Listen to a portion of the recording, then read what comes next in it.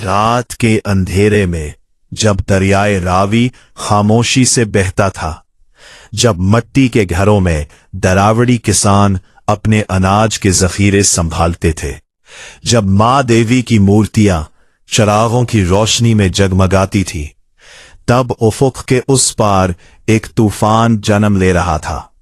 ये तूफान तलवारों का नहीं, घोड़ों की टापों का था। तारीखी, लिसानी और आसार कदीमा की तहकीक के मुताबिक आर्या वस्ती एशिया के वसी मैदानों से ताल्लुक रखते थे। माहिरीन इनके मुमकिना मस्कन को आज के काजाकिस्तान, जुनूबी रूस और अफगानिस्तान के इलाकों से जोड़ते हैं।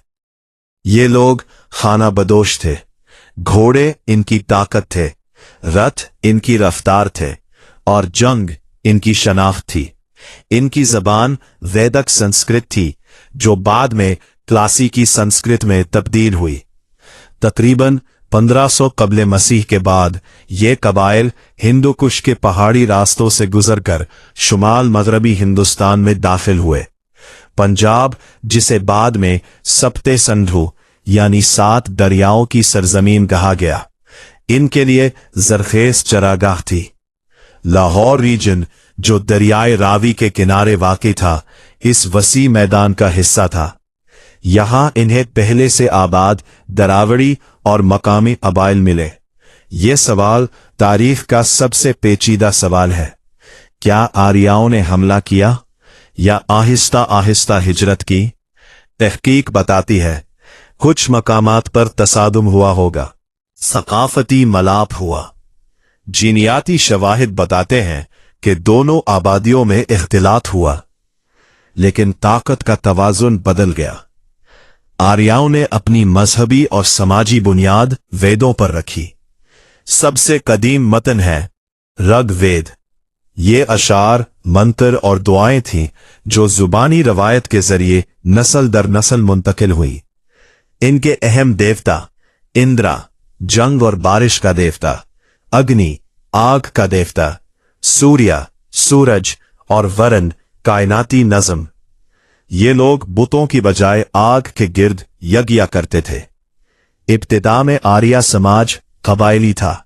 हर कबीला एक सरदार के मातहत था, लेकिन वक्त के साथ साथ समाज को 4 तबकात में तकसीम किया गया: बरहमान, मजहबी पेशवा; कश्तरी, जंगजू; वेश, ताजर और किसान; और शौदर, खिदमतगार।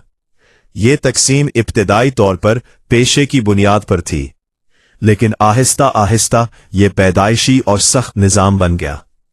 बाज़ मुरखीन के मुताबिक मकामी दरावड़ी कबाइल को निचले तबकात में शामिल किया गया।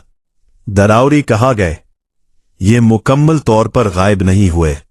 तहकीकी नजरियात के मुताबिक कई दरावड़ी शमाल में ही आर्याओं में मुदगम हो गए, कुछ को जुनूबी इलाकों की तरफ धकेला गया।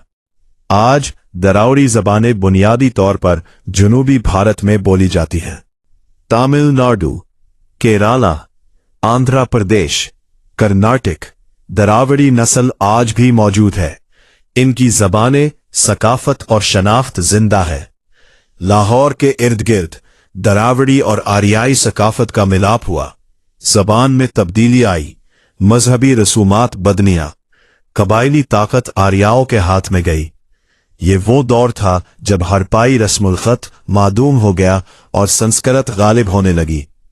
आर्या समाज में मर्दाना बरतरी मजबूत हुई। यज्ञ मजहबी मरकज बन गया। गाय मुकद्दस करार दी गई। जंगजो सरदार ताकत का महवर बने। ये तब्दीलियां सदियों तक बरसगीर के समाजी ढांचे को मुतासिर करती रही। हड़प्पा का रस्मुल खत खत्म हो गया। नई जबान वैदिक संस्कृत ताकत की जबान बन गई। यही जबान बाद में महाभारत, रामायण, उपनिषद का जरिया बनी। सोचिए, रावी के किनारे एक दरावड़ी किसान खड़ा है। दौरे उफुक पर घोड़ों की टापें गूंज रही हैं। एक नई कौम आ रही है। वक्त का पहिया घूम रहा है। लाहौर की तकदीर बदल रही है, मगर शहर बाकी रहेगा। अगर आपको ये कहानी पसंद आए तो वीडियो को लाइक कीजिए, शेयर कीजिए और चैनल को सब्सक्राइब करना ना भूलिए। اگلی ویڈیو میں مزید حکایات اور ان کے پوشیدہ راز لے کر حاضر ہوں گے۔